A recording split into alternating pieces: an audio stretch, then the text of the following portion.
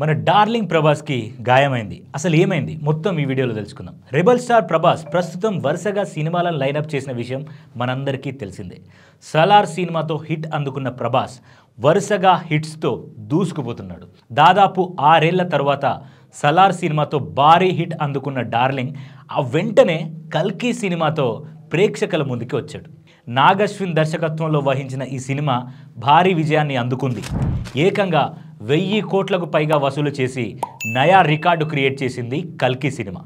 ఇదిలా ఉంటే ఇప్పుడు ప్రభాస్ అసలు గ్యాప్ తీసుకోకుండా బిజీగా మారిపోయాడు. బ్యాక్ టు బ్యాక్ సినిమాలను ఓకే చేసుకుంటూ దూసుకుపోతున్న విషయం మనందరికీ తెలిసిందే.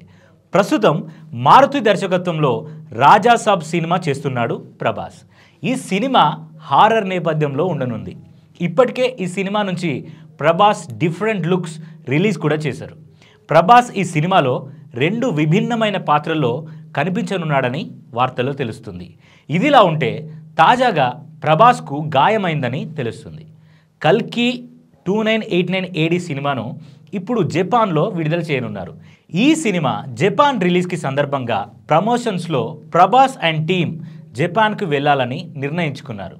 అయితే గాయం కారణంగా జపాన్కి ప్రభాస్ వెళ్ళలేకపోతున్నట్టు మనకు సమాచారం అందింది. గాయం కారణంగా 18న జరగాల్సిన కల్కి జపాన్ ప్రీమియర్కు హాజరు కాలేకపోతున్నారు ప్రభాస్.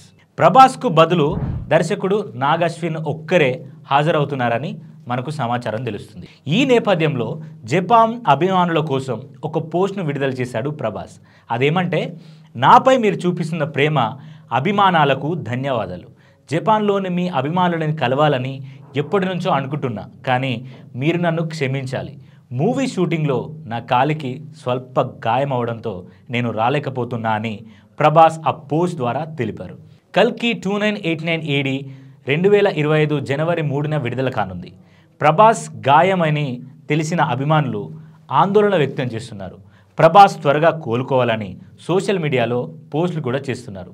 మరి డార్లింగ్ ప్రభాస్ గాయం పట్ల మీరెలా ఫీల్ అవుతున్నారు? అండ్ అలాగే జపాన్లో కల్కి సినిమా రిలీజ్ చేయడం మీకు ఎలా అనిపిస్తుంది? ఆ విషయాలన్నీ కింద కామెంట్ బాక్స్లో మాకు తెలియజేయండి.